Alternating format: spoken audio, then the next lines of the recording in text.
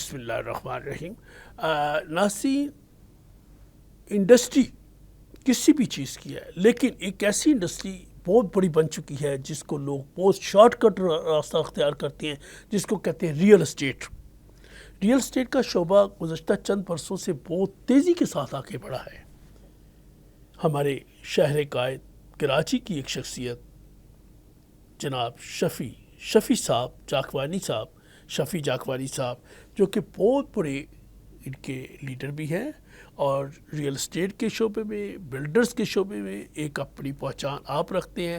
آج وہ اپنے اس شعبے کے بارے میں اپنی تفصیلات، اپنے پروگرام اور اس کے مسائل اور اس کی ترقی کے لیے آپ کو آگاہ کریں گے۔ اعوذ باللہ من الشیطان الرجیم، بسم اللہ الرحمن الرحیم۔ میرا نام محمد شفیع جاکوانی ہے، میرا تعلق سٹی ایسوسیٹ سے ہے۔ مجھے ریئل اسٹیٹ کے شعبے سے وابستہ 35 سال ہونے والے ہیں، اور آج میں سب سے پہلے ویلکم کروں گا بشیر شیخ صاحب کو جو ہمارے آفس آئے اور مجھے انہوں نے ایک اپرچونیٹی دی پاکستان ٹورزم کے حوالے سے کچھ بات کرنے پہ۔ اور ریئل اسٹیٹ اور کسی بھی ملک کی ترقی اور معیشت کا بڑا گہرا تعلق ہے، کیونکہ کسی بھی ملک میں ریئل اسٹیٹ اس کی اکنامی کو رن کرنے کے لیے پہلی یا دوسری بڑی انڈسٹری مانی جاتی ہے۔ ایک تو ریونیو جنریٹ کرنے میں اور دوسرا وہ امپلائمنٹ جنریٹ کرنے میں۔ اور آپ ہسٹری اٹھا کے دیکھیں، دنیا میں جن ممالک نے ترقی کی ہے ان کی ریئل اسٹیٹ نے بڑی گروتھ کی ہے۔ ہمارے ہمسائے ملک ہم دبئی کی بات کریں تو اس کی ترقی کا سب سے بڑا جو راز ہے وہ اس کی ریئل اسٹیٹ ڈیولپمنٹ ہی ہے۔ آج سے 30 سال پہلے آپ دبئی کو دیکھیں اور آج آپ دبئی دیکھیں تو اس کا جو میجر پورشن ہے جس نے اس کو اس ترقی کے عروج کو پہنچایا وہ ریئل اسٹیٹ کی ہے۔ تو پاکستان میں بھی پچھلے 77 سالوں سے ہم دیکھ رہے ہیں پورے پاکستان میں، اور ماشاءاللہ پچھلے 3 دہائیوں میں بہت کام ہوا ریئل اسٹیٹ پہ۔ مختلف گورنمنٹس نے مختلف پالیسیز دیں، اور خان صاحب کے دور میں ریئل اسٹیٹ کو انڈسٹری تسلیم کیا گیا، اس دور میں بہت بڑا کام ہوا۔ اس سے پہلے 2010 اور 2020 کی دہائی میں بھی کافی کام رہا، ریئل اسٹیٹ بڑا گرو ہوا۔ لیکن پرٹیکولرلی خان صاحب نے جس چیز پہ فوکس کیا، اور ان کا بھی ایک ویژن تھا کہ ٹورزم کو بڑھایا جائے۔ جس ملک میں ٹورزم بڑھے گا وہ ڈیفینیٹلی آگے چلے گا۔ اور ہمیں اللہ تعالیٰ نے جو نعمتیں دی ہیں پورے پاکستان کو آپ دیکھیں، اتنا خوبصورت ملک اور ایک ایسا ٹکڑا جس میں ہر قسم کا موسم ملتا ہے، آپ کو ہر قسم کی زمین ملتی ہے، ٹیکسچر ملتا ہے، ہر طریقے کا انوائرمنٹ ملتا ہے آپ کو، پہاڑ، دریا، سمندر، برف باری، سردی، بے انتہا گرمی۔ ایون کہ گرمی کی بات کریں اور سندھ کی بات کریں تو سندھ میں جیکب آباد کے علاقے میں بھی ایک ہل اسٹیشن ہے جہاں پہ سردیوں میں بے انتہا سردی ہوتی ہے، وہ آج تک ہم نے ایکسپلور ہی نہیں کی۔ تو کچھ ہماری پالیسیز کا فقدان رہا، کچھ اس طرح کی ہمیں لیڈرشپ ملی کہ جس نے اس طریقے سے اس کو فوکس نہیں کیا۔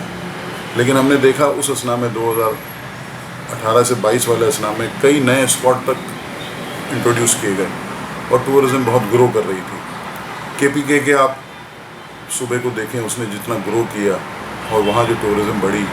ریسنٹ میں کچھ سالوں میں آپ دیکھیں اسکردو اور گلگت میں جس طریقے سے ٹورزم کو فروغ دیا گیا، نئے نئے اسپاٹس متعارف کروائے گئے۔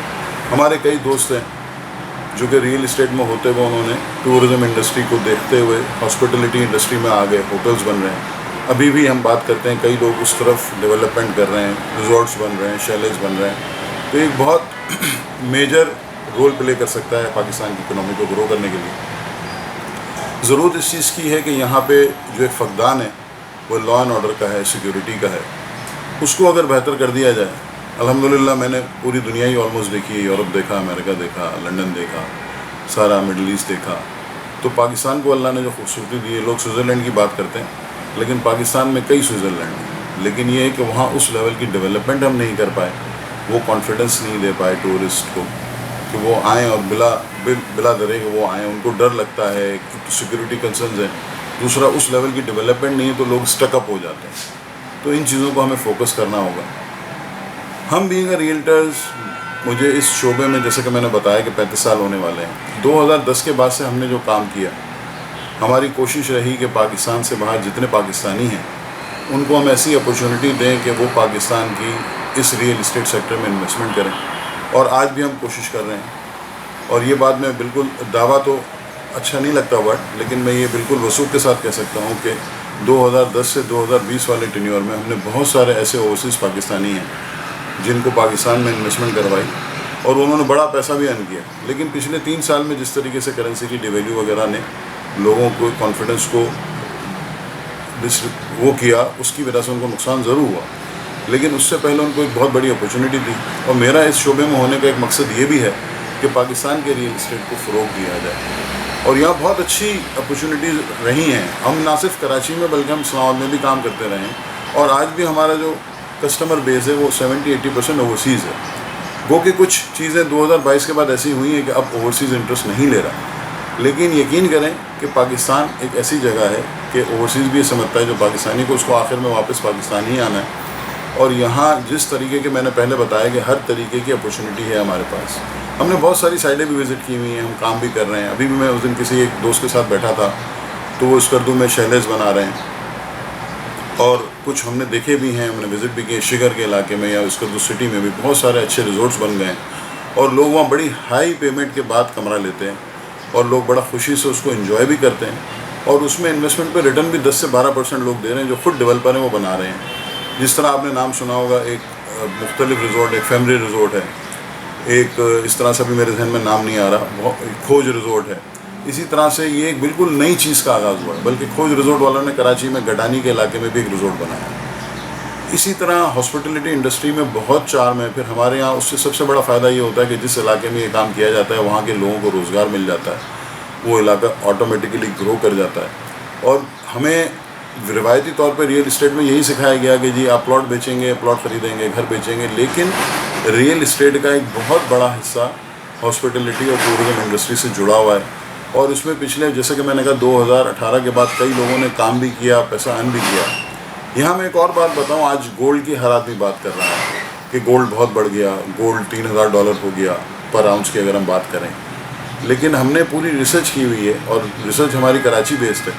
1980 سے لے کے 2020 تک ان 4 دہائیوں میں ڈالر, اسٹاکس, مختلف کرنسیز اور ریئل اسٹیٹ, ان کا موازنہ کریں آپ تو میرے پاس ایسے فگرز ہیں, میں آپ کو بتاؤں کہ جو کراچی کی پرٹیکولرلی ڈیفنس کی زمین ہے وہ کسی بھی چیز اس سے بہت دور ہے. وہ اگر ہم مثال دوں میں آپ کو, 1980 میں فیز 1 میں اگر پلاٹ 25 روپے گز ملتا تھا, 1000 گز کا پلاٹ 25,000 روپے میں ملتا تھا, تو 2015-16 میں جب ریئل اسٹیٹ نے اپنا پیک بنایا تو وہ پلاٹ $1,00,000 گز پہ ہو گیا تھا. اب آپ یہ 25 روپے اور $1,00,000 کو موازنہ کریں گے تو یہ 4,000 گنا ریئل اسٹیٹ نے بینیفٹ دیا ہے, جو کہ دنیا کی کسی ملک کے, کسی شہر کی, کسی کمیونٹی میں آپ اتنا کمانے کا تصور بھی نہیں کر سکتے.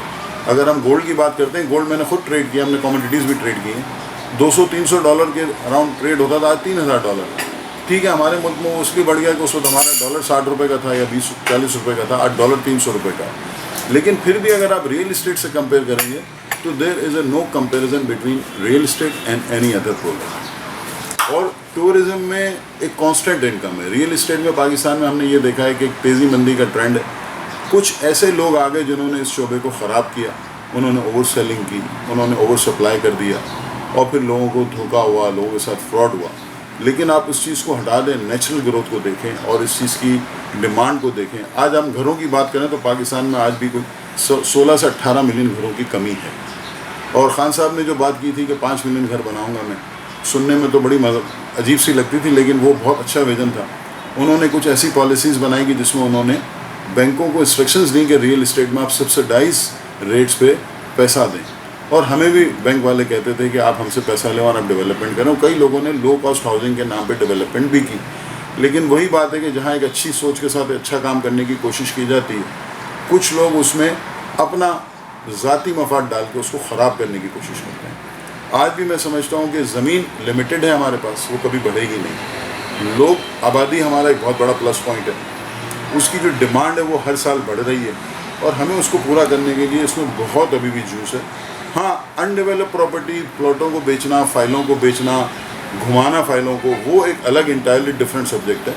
لیکن اگر بات کی جائے جینین ریئل اسٹیٹ کی تو اس میں آج بھی بہت ڈیمانڈ ہے. ہماری کوشش یہ ہونی چاہیے, اور بینگ اے ریئل اسٹیٹ, ہم نے کنسلٹنسی کے ساتھ 2019 میں کنسٹرکشن کا کام بھی شروع کیا.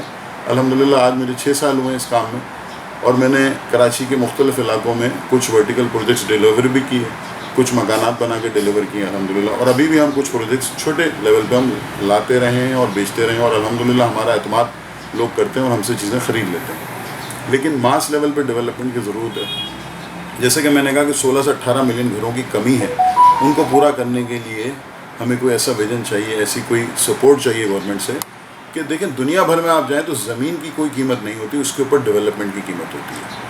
اب جس طرح کراچی کی ہم بات کریں تو کراچی میں ٹرینڈ سٹارٹ ہو گیا ہے کہ شہر سے ہٹ کے لوگ M9 پہ اپنا گھر بنانے کی سوچ رہے ہیں, اور اس کے مقابلے اس سلسلے میں ایک روڈ جس کو ملیر ایکسپریس وے اور جس کا نام آج بھٹو روڈ ہو گیا ہے, شہید بے نظیر ذوالفقار علی بھٹو روڈ ہو گیا ہے, اس روڈ کی کمپلیشن جو ہے تمام ہائی وے پہ رہنے والوں کے لیے ایک سنگ میل ثابت ہوگی. اور مقصد یہی ہے کہ اگر زمین سستی ہو تو ڈیولپمنٹ کر کے ایک عام آدمی کو گھر مل سکتا ہے. لیکن تھوڑی سی یہاں میں ایک بات کروں گا جو کہ مارکیٹ کی وجہ سے ہو جاتی ہے کہ مارکیٹ میں اس زمین کو آلریڈی لوگوں نے اتنا مہنگا کر دیا کہ وہاں پہ بھی ڈیولپمنٹ کاسٹ تھوڑی بڑھتی جا رہی ہے. لیکن ہمیں فوکس یہ کرنا چاہیے کہ زمینوں کو, فائلوں کو گھمانا, خریدنا, بیچنا اپنی جگہ ہے, لیکن being a real estate developer ہم ایسے کام کریں کہ ایک عام آدمی کو اس کا گھر دیں. پاکستان میں جب انسان پیدا ہوتا ہے, بچہ وہ بڑا ہوتا ہے, کام کرتا ہے, شادی ہو, تو اس کا ایک ہی خواب ہوتا ہے میں اپنا گھر بناؤں, اور اس خواب کی تعبیر میں بینگ اے ریئلٹر ہم نے اپنا کردار ادا کرنے کی پوری کوشش کی ہے. جو لوگ مجھے جانتے ہیں وہ مجھ سے متفق ہوں گے. الحمدللہ ہم ریئل اسٹیٹ انڈسٹری میں ایسا کام کرنے کی کوشش کرتے ہیں کہ بالکل کرسٹل کلیئر کام ہو, لوگوں کو ہر چیز بتا کے انفارمیشن دے کے کام کیا جائے. اور اس میں اگر کام میں کوئی پرابلم ہے, لوگ یہ بھی کرتے ہیں کہ لوگوں کی ہارڈ اینڈ منی بغیر سوچے سمجھے لوگوں کے ہاتھ میں پیسے دے دیتے ہیں, اور پھر وہ فیک ہو جاتی ہے, اسکیم خراب ہو جاتی ہے. جہاں لوگوں کو نقصان ہوتا ہے وہاں بڑی تکلیف ہوتی ہے, کیونکہ وہ ان کی بڑی محنت کی کمائی ہوتی ہے اور وہ کسی نہ کسی کے اعتبار کر کے اس پیسے کو غلط ہاتھ میں دے دیتے ہیں. تو اس میں تھوڑی سی غلطی ان لوگوں کی اپنی بھی ہوتی ہے کہ وہ اس کو چیک نہیں کرتے. ورنہ آپ تو بڑے سسٹم بن گئے, آپ SBC کی سائٹ پہ جائیں, نوسز چیک کریں, آپ بلڈر کی پچھلی ہسٹری دیکھیں اس نے کیا ڈیلیور کیا ہے. تو بہرحال ان ساری چیزوں کو آپ نظر میں رکھیں. اور میں سمجھتا ہوں کہ یہ جو کام کر رہے ہیں بشیر شیخ صاحب, ایک بڑا اچھا کام ہے. پاکستان کی کسی بھی چیز کو پروموٹ کرنا, اس کو گرو کرنا, اس کو لوگوں کے سامنے اجاگر کرنا. آپ دیکھیں قدرتی وسائل اللہ نے ہمیں ایسے دیے ہیں کہ دنیا میں کتنی چیزیں ایسی ہیں جس میں پاکستان نمبر 1 ہے, نمبر 2 ہے, نمبر 3 ہے. قدرتی طور پہ ہماری ساری جو کراپ ہوتی ہے اس کی بڑی ڈیمانڈ ہے دنیا بھر میں. ہمارا ٹیسٹ ایک ہے, جس طرح انڈیا کی اور پاکستان کی بات کریں تو دونوں کو اللہ نے وہی ایک ٹکڑا ہے, لیکن پاکستان اتنے چھوٹے بیلٹ میں ہر قسم کی چیز ہمیں مل گئی ہے. تو ہمیں اس کے لیے پالیسیز بنانی ہوں گی اور ہمیں اپنے ملک سے سنسیئر ہونا ہوگا. ہمارے یہاں وہی والی بات ہے کہ ہر اچھی چیز کے ساتھ ایک بری چیز جڑی ہوئی ہے. ایک زمین کے ٹکڑے کو آباد کرنا, اس کو پلاٹ بنا کے بیچنا ایک بہت اچھا فعل ہے, اس میں لوگوں کو فائدہ ہوتا ہے. جینوئنلی بھی اگر جتنی زمینیں اتنے پلاٹ بیچے جائیں تو اس میں ایک بڑا اللہ نے اچھی حلال روزی رکھی ہے. لیکن جو لالچ ہے اس کا پیٹ نہیں بھرتا. لوگ اس چھوٹی سی زمین پہ اس کے 10 گنا زیادہ پلاٹ بیچ دیتے ہیں اور وہ سمجھتے ہیں کہ ہم نے بیوقوف بنا دیا اور ہم زیادہ پیسے کمانے میں کامیاب ہو گئے. لیکن اس کا امپیکٹ یہ ہوتا ہے کہ وہ 100 ایکڑ زمین لی ہے, اس کو بیچنا شروع کیا, 5000 ایکڑ زمین بیچ دی, پھر لوگوں نے پیسے نہیں بھرے, پھر وہ ساری فائلیں کینسل کر دیں, پھر گھوم پھر کے وہیں آ گیا. اب اس اسنا میں اتنا ٹائم لگ جاتا ہے کہ جو جینین کسٹمر ہوتا ہے جس نے اپنا مکان بنانے کے لیے پلاٹ لے رہا ہوتا ہے یا وہ کوئی مکان لے رہا ہوتا ہے, ایسی کئی اسکیمیں میں نام نہیں لوں گا یہاں پہ, اور پورے کراچی میں نہیں پورے پاکستان میں اس طرح کی بہت اسکیمیں ہیں. تو اس چیز کو میں نے کہا نا کہ کسٹمر کو خود بھی تھوڑی سی اس کی انکوائری کرنی چاہیے, زمین کے ڈاکومنٹ چیک کرنے. ہمارے یہاں کلچر نہیں ہے, ہم اصل میں شخصیت پسند لوگ ہیں, ہم امپریشن میں آتے ہیں, لوگوں کی اپروچ, لوگوں کی پریزنٹیشن, ایک بڑا شاندار قسم کا آفس بنا دیتے ہیں, ایک بڑی بڑی گاڑیاں آپ کو دکھاتے ہیں, ایسی سروسز دیتے ہیں کہ آپ اس سے متاثر ہو کے آپ ان سے کوئی سوال بھی نہیں کرتے اور آپ کہتے ہیں یار یہ تو بہت بڑے لوگ ہیں. لیکن یاد رکھیے جو جینین آدمی ہوتا ہے نا اس کی اتنی بڑی کوئی شوشہ نہیں ہوتی. ہمیں کراچی میں مجھے 35 سال ہو گئے کام کرتے ہوئے, لوگ کہتے ہیں یار ہمارا ایک مناسب سا آفس ہے, ہم کام کرتے ہیں, اللہ کا بڑا کرم, ہم نے بہت کام کیا, بڑی عزت دی اللہ نے.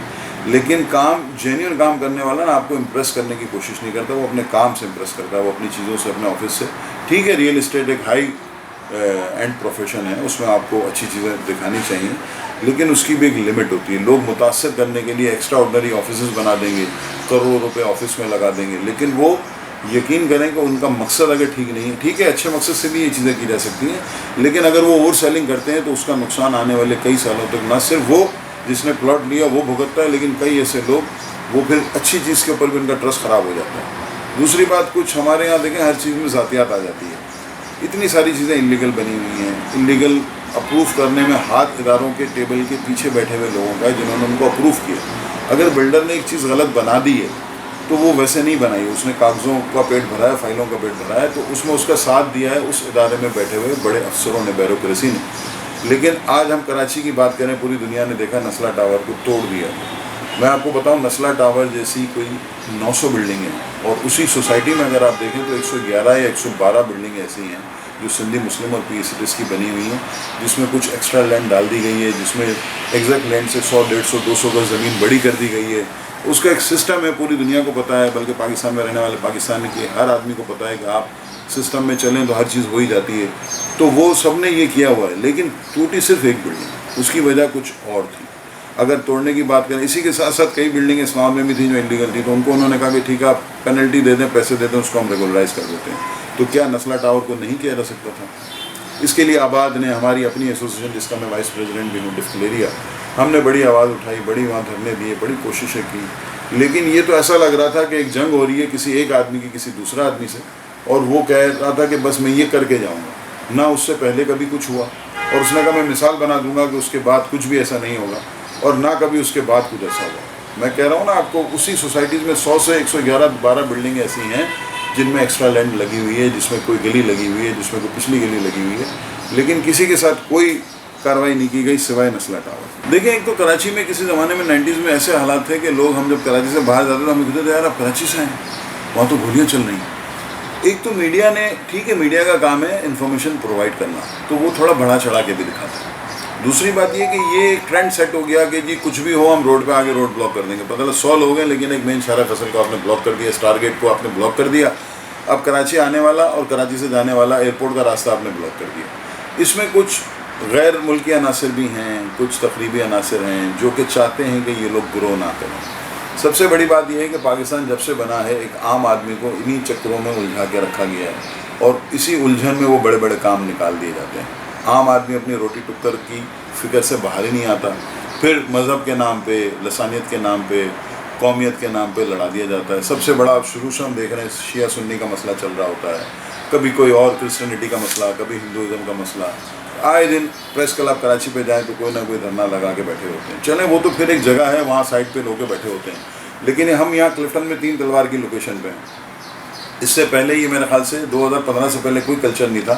پچھلے 10 سال سے ہم دیکھ رہے ہیں کچھ بھی شہر میں کہیں وہ 3 تلوار کو اسپاٹ بنا دیا گیا، اس کو بند کر دیتے ہیں۔ اب کلفٹن کی جو انٹری ہے، یہ مین کلفٹن برج سے آپ آتے ہیں تو 3 تلوار سے انٹری ہوتی ہے، تو ایک خوف آ جاتا ہے، اور یہ وہی بات ہے کہ ٹورزم اس سے ڈسکریج ہوتا ہے۔ آدمی باہر سے آنے والا کہتا ہے نہیں یار یہاں تو پتہ نہیں کسی وقت بھی کچھ ہو جائے گا۔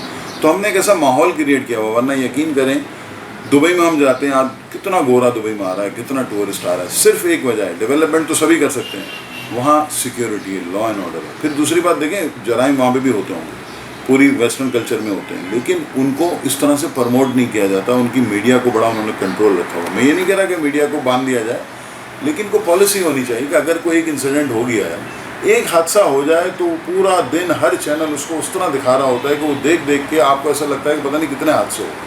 اور پرٹیکولرلی جو اوورسیز پاکستانی باہر بیٹھے ہوئے ہیں، وہ جب یہ ARY یا کوئی جیو یا اس طرح کا کوئی لوکل چینل جب وہ دیکھتے ہیں اور ان کو وہ ایک ہی انسیڈنٹ کو بار بار جس کو کہتے ہیں بال کی کھال نکالنا دکھایا جاتا ہے نا، تو ان کے ذہن میں خوف طاری ہو جاتا ہے، ایک ہراسمنٹ ہو جاتی ہے کہ نہیں یار، یقین کریں لوگ ہمارے پاس آتے ہیں، وہ کہتے ہیں ہمارے بچے یا ہم جب آتے ہیں ہمارے والدین یا ہمارے دوست ہمیں کہتے ہیں پاکستان جا رہے ہیں ذرا احتیاط کرنا، یہ کرنا وہ کرنا۔ تو یہ چیزیں سن کے ہمیں ہنسی بھی آتی ہے، کیونکہ اس کا امپیکٹ، ہم تو یہاں رہ رہے ہیں، میں تو پیدائش میری کراچی کی ہے، میں نے کہا وہ 90 کا دور بھی ہم نے دیکھا، لیکن سامنے والے کو، باہر والوں کو تو ایسا لگتا ہے جیسے یہ جنگی ماحول ہے، یہاں پہ ہر وقت گولیاں چل رہی ہیں، ایسا ہے نہیں۔ لیکن اس میں میڈیا نے بھی بڑا نیگیٹو رول پلے کیا، اور ایک یہ جنگ لگی ہوتی ہے کہ سب سے پہلے نیوز میں نے دی، تو وہ کچھ نہ کچھ کر کے نا نیوز بناتے ہیں، اور وہی والی بات ہے کہ اپنی دکان چمکانے کے لیے تھوڑی سی غلط چیزیں کرتے ہیں۔